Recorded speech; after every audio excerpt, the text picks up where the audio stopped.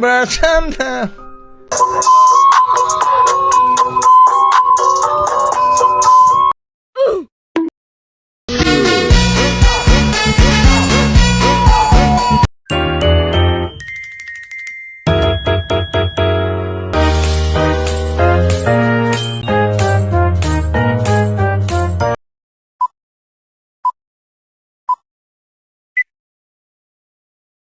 Assalamualaikum warahmatullahi wabarakatuh. Halo Sobat Hukum, perkenalkan nama saya Ica Cantika. Pada kesempatan kali ini saya bersama rekan saya Rizky Akbar akan menjelaskan mengenai hukum humaniter internasional dan hak asasi manusia internasional. Nah, kedua konsep ini merupakan bagian penting dalam hukum internasional yang berperan dalam melindungi martabat manusia, khususnya pada situasi konflik bersenjata maupun dalam kehidupan sehari-hari. Nah, mengenai pembahasan kali ini, kita akan memahami bagaimana hukum humaniter melakukan batasan dalam peperangan dan bagaimana hak asasi manusia internasional menjamin hak-hak dasar pada setiap individu. Untuk itu, mari kita simak penjelasan berikutnya. Nah, hukum humaniter internasional itu merupakan bagian dari hukum internasional yang secara khusus mengatur perlindungan manusia dalam situasi konflik bersenjata. Adapun tujuan utama dari hukum ini yaitu untuk mengurangi penderitaan manusia, khususnya bagi mereka yang tidak terlibat langsung dalam peperangan, seperti warga sipil, korban luka, serta tawanan perang. Dalam penerapannya, hukum humaniter memiliki prinsip-prinsip dasar yang sangat penting diantaranya. Yang pertama itu prinsip kemanusiaan, yang kedua prinsip pembedaan, yang ketiga prinsip proporsionalitas, yang terakhir prinsip kepentingan militer. Nah, selain prinsip-prinsip tersebut, hukum humaniter internasional juga memiliki dasar hukum utama, yaitu Konvensi Jenewa tahun 1949. Nah, Konvensi Jenewa ini terdiri dari 4 bagian penting. Yang pertama itu perlindungan terhadap tentara yang terluka di darat, korban di laut, tawanan perang, serta warga sipil. Dalam perkembangannya, Konvensi Jenewa dilengkapi oleh protokol tambahan yang memperluas perlindungan termasuk dalam konflik non-internasional.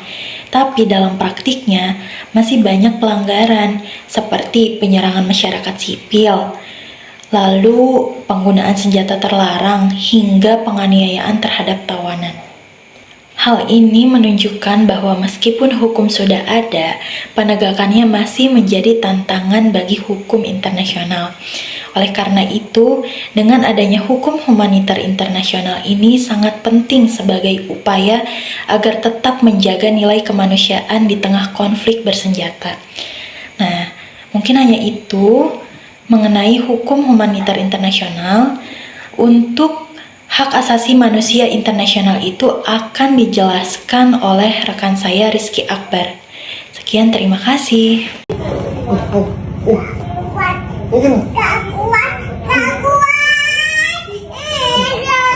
A few moments later. Assalamualaikum warahmatullahi wabarakatuh. Perkenalkan, saya Muhammad Rizky Akbar dari HTN 4C. Di sini saya akan melakukan pembahasan yang kedua, yaitu tentang hak asasi manusia internasional atau disebut dengan HAM internasional. HAM internasional itu sendiri adalah sistem hukum yang bertujuan untuk melindungi hak dasar setiap manusia sejak lahir, yang artinya setiap manusia itu sendiri memiliki hak yang sama. Dalam hukum internasional ada beberapa instrumen yang penting untuk mengatur HAM. Yang pertama itu ada Universal Declaration of Human. Ini adalah dasar utama pengakuan HAM secara global. Kemudian ada 2 perjanjian penting lainnya, yaitu ICCPR yang mengatur hak sipil dan politik. Terus ada ICESR yang mengatur hak ekonomi, sosial, dan budaya. Terus ada hak-hak yang dilindungi sangat luas. Itu mencakup hak untuk hidup, hak bebas dari penyiksaan, hak berpendapat, hak mendapatkan pendidikan, atau hak atas kesejahteraan sosial. Negara memiliki 3 kewajiban utama dalam HAM, yaitu ada menghormati, melindungi, dan memenuhi hak-hak tersebut.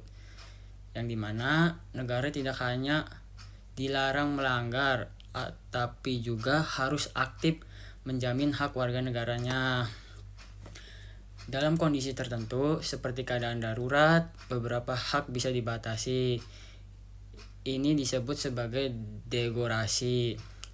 Tapi ada juga hak yang tidak boleh dikurangi dalam kondisi apapun, seperti hak untuk hidup, larangan penyiksaan, dan larangan perbudakan. Ini disebut sebagai non-derogable rights. Dalam artinya, pelanggaran HAM masih sering terjadi.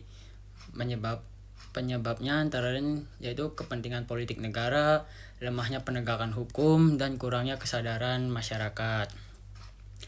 Penegakan HAM internasional dapat dilakukan melalui berbagai lembaga seperti Pengadilan Internasional dan mekanisme PBB. Tapi karena tidak ada kekuatan yang benar-benar memaksa negaranya, penegakan sering tidak efektif. HAM internasional dan hukum humaniter itu saling melengkapi. Dalam situasi perang, hukum humaniter menjadi aturan khusus, sementara HAM tetap berlaku sebagai perlindungan umum. Jadi, untuk keduanya itu memiliki tujuan yang sama untuk melindungi martabat manusia. HAM internasional bukan hanya aturan hukum, tetapi juga menjadi standar moral global. Tanpa komitmen dari negara dan masyarakat internasional, perlindungan HAM tidak akan berjalan dengan maksimal. Saya juga akan memberikan beberapa contoh kasus pelanggaran hak asasi manusia internasional yang pernah terjadi. Yang pertama itu ada apartheid di Afrika Selatan. Pelanggaran HAM itu terjadi pada tahun 1948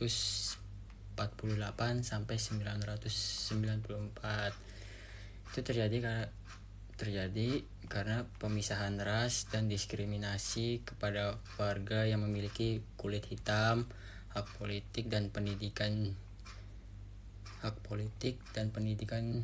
dan kebebasan juga dibatasi. Tokoh pentingnya itu ada Nelson Mandela, yang dimana dianggap melakukan pelanggaran HAM karena diskriminasi kepada ras suku hitam. Yang kedua ada genosida Rwanda pada tahun 1994. Sekitar 800 orang etnis Tutsi dan Hutu moderat dibunuh dalam waktu 100 hari. Itu juga termasuk pelanggaran HAM terberat karena terjadi pembunuhan massal, kejahatan terhadap kemanusiaan, genosida, atau pemusnahan kelompok tertentu. Yang ketiga itu ada konflik di negara Suriah. Itu terjadi sejak tahun 2011 yang melibatkan antara pemerintah, pemberontak, dan aktor internasional. Pelanggaran HAM itu terjadi karena adanya serangan terhadap warga sipil, penggunaan senjata kimia, dan penyiksaan terhadap para tahanan. Yang terus ada krisis Rohingya terjadi di negara Myanmar, yang dimana minoritas orang Muslim Rohingya mengalami pengusiran, kekerasan, dan pembunuhan. Cukup sekian pembahasan dari saya. Billahi taufiq wal hidayah. Wassalamualaikum warahmatullahi wabarakatuh.